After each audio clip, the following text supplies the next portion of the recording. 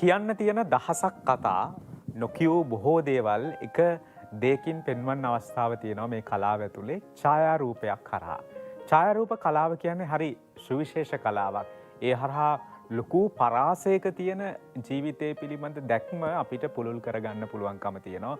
සෞන්දර්යයෙන් රස විඳින්න පුළුවන්කම තියෙනවා. මේ ලෝකයේම කලා අතර කලා ශිල්ප අතර සුවිශේෂ තැනක් තියෙන දෙයක්. ඒ නිසාම ලෝකයේම ඡායාරූප දිනය සමරන්න කටයුතු කරනවා අගෝස්තු මාසේ 19 වෙනිදාට. ඊට සමගාමීව කොහොමද අපේ රටේ මේ ලෝක ඡායාරූප දින සැමරුමට සමගාමීව සැමරුම් සිද්ධ වෙන්නේ? ඒ වෙනුවෙන් දියත් කරන වැඩසටහන් මොනවද කියන කාරණාව පිළිබඳව ටිකක් ඔබත් එක්ක කතා බහ කරන්න අපි හිතුවා. අපි ඒ වෙනුවෙන් ආරාධනා කළා සමස්ත ලංකා වෘත්තීය ඡායාරූප ශාලා හිමියන්ගේ සංගමේ නිර්මාතෘ ඒ වගේම ආරම්භක සභාපතිතුමන් රංජිත් ප්‍රේමතිලක මහත්මයාට, ඒ වගේම තමයි ගම්පහ දිස්ත්‍රික් වෘත්තීය ඡායාරූප ශාලා හිමියන්ගේ සංගමේ විධායක කමිටු සමාජික කේ.ඒ. තුෂාර කළුනායක මහත්මයාත් අපිත් එක්ක එකතු වෙනවා.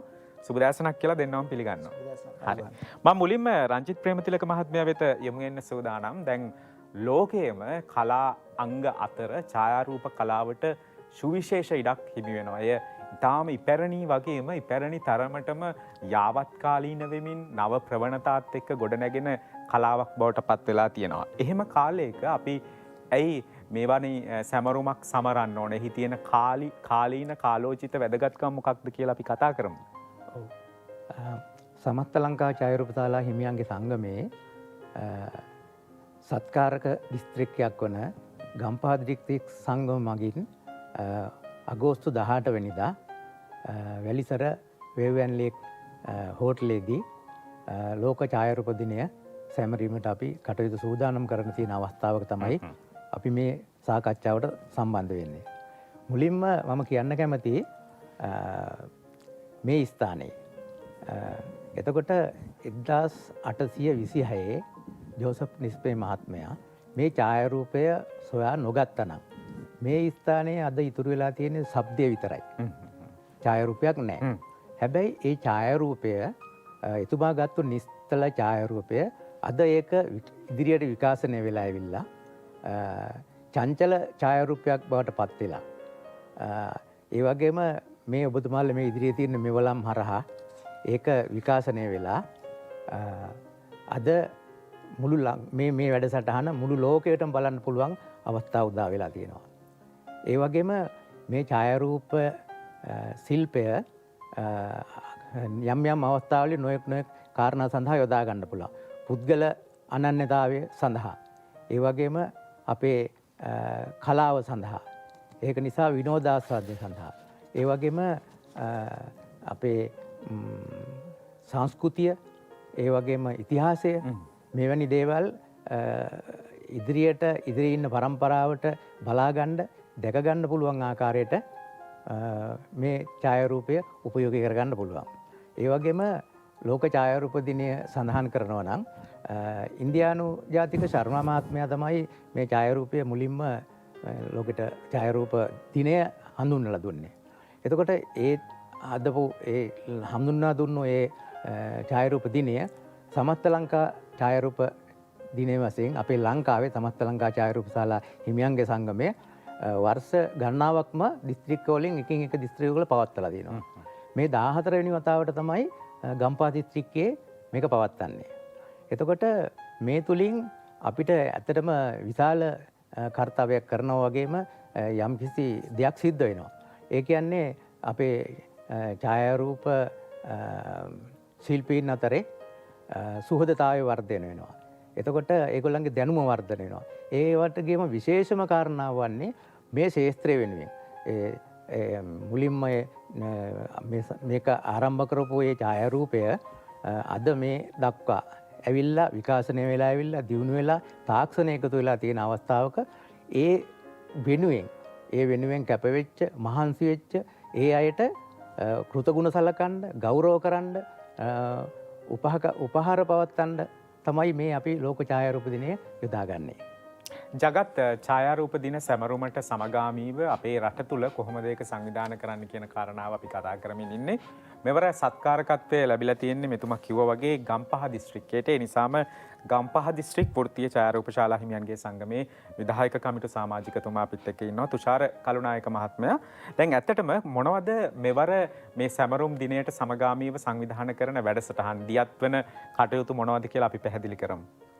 ඔව් විශේෂයෙන්ම අමිල මේ මුලින්ම අපි කියන්න ඕන මේ ඡායාරූප දින සැමරුමට සමගම ඊට පෙර ආතු අපි සූදානම් වෙලා තියෙනවා සියලු කටයුතු මේ වෙනටත් සූදානම් කරලා සමහර තත්ත්වයන් වලට ගිහිල්ලා හමාර කරලා තියෙනවා. අපි ප්‍රධාන වශයෙන් ඡායාරූප ප්‍රදර්ශනයක් සහ තරඟාවලියක් සංවිධානය කරා.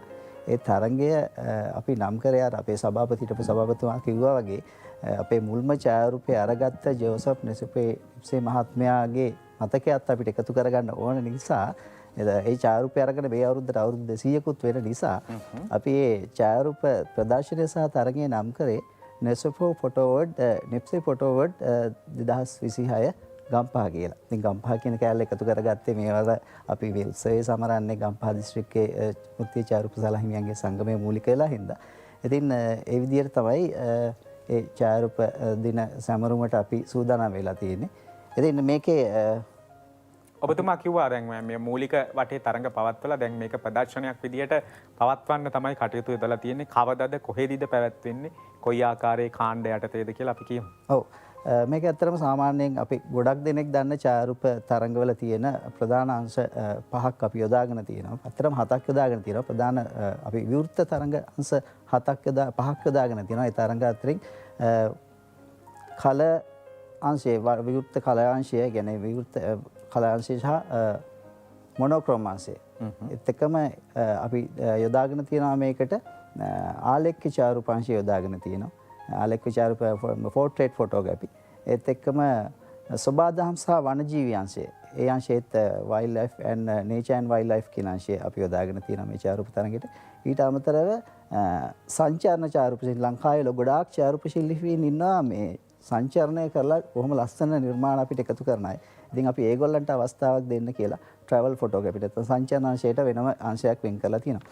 ඉතින් ඊට අමතරව මේ වැඩේ සංවිධානය කරද්දී අපි මූලික වෙලා තියෙන්නේ සමස්ත ලංකා වෘත්තීය ඡායාරූප ශාලා හිමියන්ගේ සංගමෙ හින්දා ඒ සමාජිකයින්ට විතරක් සහභාගී වෙන්න පුළුවන් අවස්ථාවක් තියෙන තවත් අංශයක් තියෙනවා. චිත්‍රාගාර ආලේඛ්‍ය ඡායාරූප ස්ටුඩියෝ ෆොටෝ පෝර්ට්‍රේට් ෆොටෝග්‍රැෆි. තුෂාරම අපි දකින්නේ මේ මෙවර ඡායාරූප තරඟයට ඉදිරිපත් වෙච්ච ඒවාද නැත්නම් පොදුවේ ඔබ සංගමයේ සතු ඡායාරූපද? නෑ මෙවර තරඟයට ඉදිරිපත් වෙලා තිබෙනවා. මොකද මේ වෙනටත් ඒ සියලු විනිශ්චය කටයුතු සූදානම් කරලා තියෙනවා. මොකද අපිට ඇවිල්ලා තිබ්බ අපි ඡායාරූප මේ නිර්මාණ ඉදිරිපත් කරන්න කිව්වන් පස්සේ මේ තරඟයට නිර්මාණ ඇවිල්ලා තිබුණා 2000කට වැඩි සංඛ්‍යාවක්. ඉතින් ඒකෙන් අපි ප්‍රවීණ විනිශ්චය මණ්ඩලයක් එකතු කරගෙන නිර්මාණ 160ක් විතර තෝරාගත්තා අපිට ඉදිරියේදී මේ ප්‍රදර්ශනය සඳහා තෝරාගත්තා. ඒ නිර්මාණ අතරින් තියෙන නිර්මාණ කිහිපයක් තමයි උතර තියෙන්නේ. මගෙන් අහුවා අමිල මේ කවදද මේක කොහෙද තියෙන්නේ කියලා. ඒක කියන්න ඕන වැදගත්ම කාරණාවක්. අර ඊට පෙරාතු මම කියන්නම් තව එක අංශයක් ඉතිරි වුණා මම කියාගෙන ආපු කාරණා අතර 6න් 7 වෙනි එක තමයි පාසල් අංශය. පාසල් අංශයේ දුවා දරුවන්ට අපි ආරාධනා කරනවා මේ ඡායාරූප තරඟයේ ප්‍රදර්ශනයේ බලත් එන්නත් කියලා. අපි ඒ ආරාධනාව කරපු තරඟයට ආරාධනා කරාම වුන් විශාල දායකත්වයක් දක්වලා තිබුණා. වුන් බොහොම කැමැත්තෙන් ඉදිරිපත් වෙලා තිබුණා ඒ තරඟයට. ඉතින් මේ පෙන්වන ඡායාරූප ඒ ප්‍රදර්ශනයේදී ඉදිරියේදී දකින්න පුළුවන් ඒවා. ඒක තියෙන්නේ අගෝස්තු මාසේ 2 සහ 3 කියන දවස් දෙකේ ජේ.ඩී.ඒ. පෙරේරා කලාගාරයේදී. උදේ 9ට පටන් අරගෙන හවස 6 වෙනකම් තියෙනවා.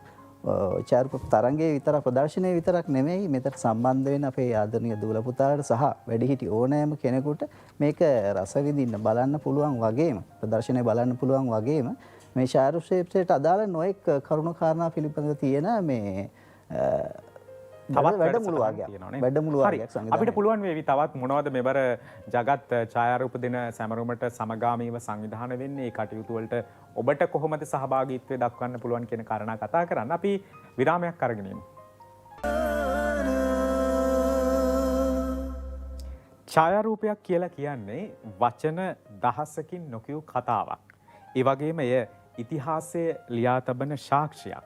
සබාදහමේ අසිරිය මිනිස් ජීවිතයේ සතුට අභියෝගය බලාපොරොත්තුව ගොනු කරගත්තු රාමු කරගත්තු නිර්මාණයක් කියලා පුංචි සටහනකුත් ලැබුණා. මම ඒ ගැන කිව්වා ඡායාරූප දිනය සමරන මේ මොහොතේ අගෝස්තු 19 වෙනිදාට යෙදෙන ජගත් ඡායාරූප දින සැමරුමට සමගාමීව කොහොමද අපේ රටේ සංවිධානය වෙන්නේ කියන කාරණාව අපි කතා කරන්නේ.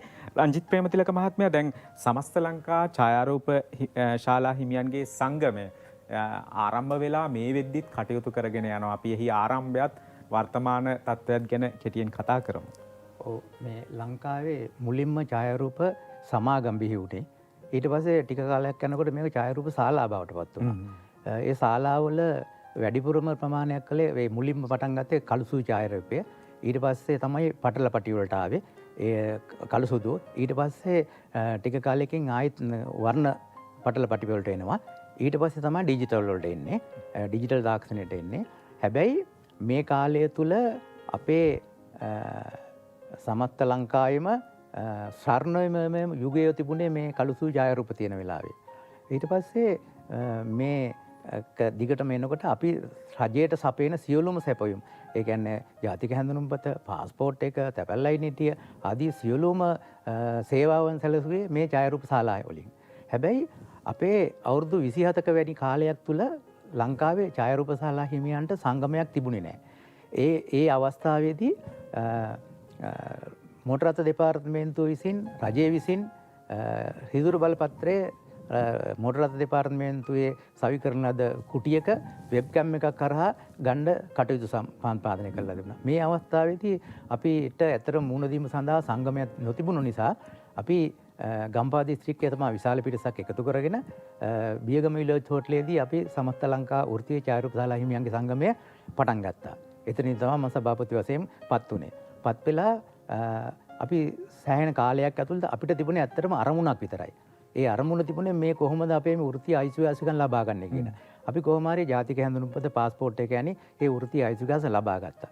ලබාගෙන ඊට පස්සේ තමයි අපි මේ ලෝක ඡායාරූප දින සමරන්න පටන් ගත්තේ. නමුත් අපි එදා සුළුවෙන් පටන් ගත්තා, තුළුවෙන් ආරම්භ කළත් මේ වෙනකොට ලංකාවේ තියෙන මං හිතන විදිහට දැවැන්තම විශාලතම සංගමය තමයි ඡායාරූප ශාලා හිමියන්ගේ සංගමය.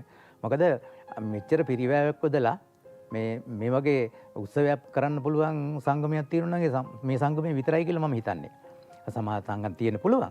ඒ වුණාට දැන් මේ වෙනකොට මේ සංගමය දිස්ත්‍රික්ක 25ම සම්බන්ධ කරගෙන, එතකොට දිස්ත්‍රික්ක 25ම සම්බන්ධ කරගෙන මේකෙන් ඡායාරූප ශාලා හිමියෝ 3500ක් 4000ක් ඉන්නවා. සේවක සංගම 15000ක් විතර ඉන්නවා. යැපෙන්නෝ ලක්ෂ ගාණක් ඉන්නවා. ඒ වගේ සම්ගමයක් බවට පත් වෙලා දැනට මේ ලෝක ඡායාරූප දිනේ දිගටම සමරමින් කටයුතු කරමින් පවතිනවා. හරි, හොඳ පැහැදිලි කිරීමක් ඔබතුමා කළා. වෘත්තීය ආරක්ෂිතභාව සුරක්ෂිත කරගන්න අරමුණෙන් තමයි මේක ආරම්භ වෙන්නේ. හැබැයි අද වෙද්දී ඒ කටයුත්තත් සිදු කරගෙන එතනින් එහා ගිහිල්ලා ඡායාරූප කලාව, ශිල්පය රැකගන්න, මේ වෘත්තිකයන් රැකගන්න සුවිශේෂ වැඩ කටයුත්තක් සිදු කරනවා වගේම එතනිනුත් එහාට ගිහිල්ලා ලෝකේම ප්‍රචලිත වෙලා තියෙන මේ ජගත් ඡායාරූප දින සැමරුමට සමගාමී වැඩසටහන් රැසක් දියත් කරන්න බලාපොරොත්තු වෙනවා. තුෂාර කරුණායක මහත්මයා, දැන් අපි කතා කරමින් හිටියේ චිත්‍ර තරංගයේ ඡායාරූප තරංගයේ පිළිබඳව. එහි ඡායාරූප තරංගයේ වගේ තවත් ඊට සමගාමී වැඩසටහන් කිහිපයක්ම සිද්ධ වෙනවා මේවර. මොනවද ඒ? ඔව්, ඡායාරූප තරංගයේ වගේම අපි මේක වසර 200ක් යන ලොකු කාලයක් අපි රටේ ලෝකේ හැමෝටම බලපාන ශාස්ත්‍රයක්. ඉතින් ඒ වසර 200 සැමරීම නිමිත්තෙන් අපි ශ්‍රී ලංකා තැපැල් දෙපාර්තමේන්තුවත් එක්ක එකතු වෙලා මුල් දින කවරයක් සහ මුද්‍රයක් නිකුත් කරන්න සූදානමක් තියෙනවා. ඒකේ මූලික කටයුතු දැන් කරගෙන යනවා. ඊට අමතරව හෙලියොස් 200 කියලා ප්‍රාන්තයක් ඡායාරූප ශාස්ත්‍රයට අදාළ තොරතුරු තියෙන ග්‍රන්ථයක් කියලා දැක්වීමේ අවස්ථාවක් තියෙනවා. ඒත් එක්කම අපි අගෝස්තු 18 වෙනිදා රාගම් වේවැලේක් හෝටල් පරිශ්‍රයේ තියෙන සැමරුම් උළෙලේදී අපි බලාපොරොත්තු වෙන මේ අවුරුදු 200 ඇතුළේ ඡායාරූප ශාස්ත්‍රයේ නොඑක් දේවල් අපිට කරපු, ඒ කියන්නේ ඡායාරූප ශාස්ත්‍රයේ ගොඩනගන්න බොහෝ දේවල් කරපු ශිල්පීන් කීප දෙනෙක්ට සම්මාන ප්‍රදානයක් කරන්නත්. ඉතින් ඒක අපි කෘතඥ දැක්වීමක් හැටියට ඒක අපේ සංගමයේ හැටියටත් සංගමයට සම්බන්ධ අය සහ පිට අය අපි ඒ පිළිබඳ මේ දවස්වල අධ්‍යයනය කරමින් තමයි යන්නේ අපි කවුද තෝරගන්නේ මේකට කියලා. ඉතින් එහෙම කටයුත්තක් සිද්ධ වෙනවා. ඊට අමතරව 18 වෙනිදා තියෙන උත්සව සැමරීමේදී අපි දැන් මේ දැවැන්ත කටයුත්ත කරනකොට අපිට විශාල පිරිවැයක් ඒ වෙනුවෙන් දරන්න වෙලා තියෙනවා. එතකොට ඒ වෙනුවෙන් අනුග්‍රාහක බෞද්ධුන් වෙළඳ ප්‍රජාව අපිත් එක්ක එකතු වෙලා තියෙනවා මේ කටයුත්ත සාර්ථක කරගන්න. ඒගොල්ලන් වෙළඳ කුටි විශාල ප්‍රමාණයක් ඒ පරිශ්‍රය තුර තියෙනවා. ඉතින් ඒ අවස්ථාවලත් ඒගොල්ලන්ට මේ ඒගොල්ලන්ගේ විශේෂ තවත් ත්‍යාග දීම් වගේ දේවල් නැත්නම් වෙළඳ වට්ටම් දීම් විශේෂ දේවල් එතන තියෙනවා. මොකද ඒගොල්ලෝ ලැහැස්ති කරලා තියෙන බව අපිට දැනගන්නට ලැබුණා. මොකද ලංකාවේ උතුරු නැගෙනහිර දකුණු ඇතුළු සියලු දෙක්කෙනා සියලු පළාත්වල පිරිස අර කිව්ව මෙතුමා කිව්වා වගේ දිස්ත්‍රික්ක 25ම ආවරණය වෙන පිරිස් එකතු වෙනා 1000කට අධික 1000කට ආසන්න පිරිසක් සමාජිකින් අපි. ඉතින් ඒගොල්ලන්ට මේ සම්බන්ධතාවය ගොඩනගලා දෙනවා මේ අවස්ථාවේදී. ඉතින් ඒකත් එක විශේෂ වැදගත් අවස්ථාවක්. සහ ඔබ කිව්ව අර ඡායාරූප තරඟය ජයග්‍රහණය කරපු අයට ඉතා වටිනා ත්‍යාග පිරිනමන්නක් බලාපොරොත්තු වෙනවා. සාමාන්‍යයෙන් අමිලා අපි දන්න විදිහට අපිට ගොඩක් හම්බෙන ඡායාරූප තරඟවල ජයග්‍රාහකයින්ට හම්බෙනවා සහතික පත්‍රයක් සහ මේ පදක්කම. ඉතින් අපි එතනින් චුට්ටක් එහාට ගිහිල්ලා තියෙනවා. ඒක ඇත්තටම මතක කරපු එක වටිනවා. අපි දැන් අංශ 7 යටතේ ඡායාරූප ජයග්‍රහණය කරපු 21 දෙනෙක් ඉන්නවා. ඒ කියන්නේ 1 2 3 කියලා අංශ 7 යටතේ. ඉතින් හැම දිනාටම සහතිකයක් පදක්කමක් වගේම මුදල් වශයෙන් උත්‍යාග දෙන්න බලාපොරොත්තු වෙනවා ගම්පහ දිස්ත්‍රික් වෘත්තීය ඡායාරූප ශාලා හිමියන්ගේ සංගමයේදී. ඔන්න මෙවර ජගත් ඡායාරූප දින සැමරුමට සමගාමීව අපේ රටේ කොහොමද ඒ සැමරුම දියත් කරන්නේ? වෙනුවෙන්ම එහි නියැලෙන වෘත්තිකයන් මේ කටයුත්ත දියත් කරන්නේ කොහොමද කියන කාරණාව පිළිබඳව කතා කරමින් ඉන්නේ. වෙලාව බලලා ඇවිල්ලා අපි කතාව ඉදිරියට අරගෙන කල්නායක මහත්මයා දැන් අපිට අන්තිම මිනිත්තු 2 තියෙන්නේ. අපි විවෘතව මෙවර කොහොමද මේ පැවැත්වෙන්නේ චිත්‍ර ප්‍රදර්ශනය බලන්න විවෘත ආරාධනාවක් කරන්න පුළුවන්. සැමරුම් උත්සවයට සහභාගී වන්නට මේ වෙනකොටත් ආරාධනා ලබා දීලා ඇති. ඒ අයට සහභාගී වෙන්න කියන කාරණාව මතක් කරලා වැඩසටහන අවසන් කරනවා. සැමරුම් උත්සවය ඇත්තටම වෘත්තීය ඡායාරූප ශාලා හිමියන්ගේ සංගමය හරහා තමයි අපි ආරාධනා කරන්නේ. මොකද ඒක ලංකාවේ වෙන වැඩක් අපිට සීමාවක් තියාගන්න වෙනවා මේ වැඩේ ඇතුළට ගෙන්නන පිරිස. ඉතින් ඒ ආරාධනා පත්‍ර මේකටත් ඒ සංගම් හරහා යමු වෙලා තියෙන්නේ. හැබැයි ඡායාරූප ප්‍රදර්ශනය මේ 10 අගෝස්තු මාසේ 2 වෙනිදා සහ 3 වෙනිදා කොළඹ JDF කලාගාරයේ පවත්වන ඡායාරූප ප්‍රදර්ශනයට ඒ පවත්වන වැඩමුළු වලට සම්බන්ධ වෙන්නට කියලා අපි සියලුම දෙනාට බොහොම ගෞරවයෙන් ආරාධනා කරනවා. ප්‍රදර්ශනය බලනවට අමතරව බොහොම දැනුමින් සම්බන්ධ වෙලා යන්නට පුළුවන් ඒ වැඩසටහනත් එක්ක එකතු වෙනතින් ඒ දවස් දෙක තුල. වෘත්තීය ඡායාරූප ශාලා හිමියන්ගේ සංගමයේ සංවිධානය කරන මෙවර ජගත් ඡායාරූප දින සැමරුම් උත්සවය පිළිබඳව අපි කතා බහ කරමින් හිටියේ. අගෝස්තු මාසේ 18 වෙනිදා වැලිසර වේවුවන් ලේක් හොටෙල් පරිශ්‍රයේදී ඒ පවත්වන්න කටයුතු යොදලා තිබෙනවා. ඊට සමගාමීව පැවැත්වෙන ඡායාරූප ප්‍රදර්ශනය අගෝස්තු මාසේ 2 සහ 3 දෙදින කොළඹ 7 JDA පෙරේරා කලාගාරයේදී පවත්වන්නත් සියලු කටයුතු සූදානම්. ඉතින් ඒ ගැනත් මතක් කරමින් ඒට ඔබට ආරාධනා කරමින් අපි වැඩසටහන නිමාවට පත් කරන්න බලාපොරොත්තු වෙනවා. සමස්ත ලංකා වෘත්තීය ඡායාරූප ශාලා හිමියන්ගේ සංගමේ නිර්මාතෘතුමන් ආරම්භක සභාපතිතුමන් රංජිත් ප්‍රේමතිලක මහත්මයා බොහොම ස්තුතියි. ඔබතුමා වෘත්තීය සුරක්ෂිතභාව ගොඩනගාගෙන එතනින් එහාට යන්න ලොකු වැඩ කටයුත්තක් කරපු කෙනෙක් විදිහට අපි අගයුමට ලක් කරනවා. ගම්පහ දිස්ත්‍රික් වෘත්තීය ඡායාරූප ශාලා හිමියන්ගේ සංගමේ විධායක කමිටු සමාජිකතුමා කේ තුෂාර කළුනායක මහත්මයා මෙවර ඔබට ලොකු බරක් තියෙනවා මේ උත්සවයේදී. ඉතින් ඔබටත් ස්තුතිවන්ත වෙමින් අපි සමුගන්නවා. අදට පිනිවියනෙන් ඔබට සුබ දවසක් ප්‍රාර්ථනා කරනවා.